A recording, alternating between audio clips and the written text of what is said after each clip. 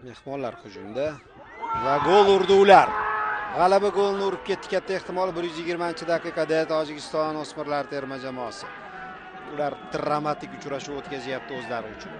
Juda og'ir mag'lubiyat bo'lyapti biz uchun. Hozirgi zarbani juda qoyilmaqom qilib tepib berdi. Tan olaylik raqib o'yinchisi.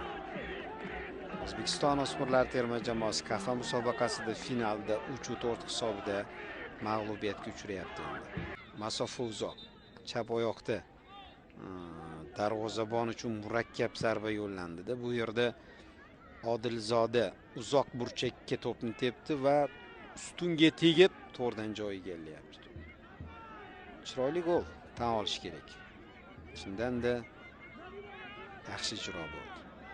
Juda og'ir. So'nggi daqiqalarda bu golni o'tkazib yuborish yosh futbolchilar uchun.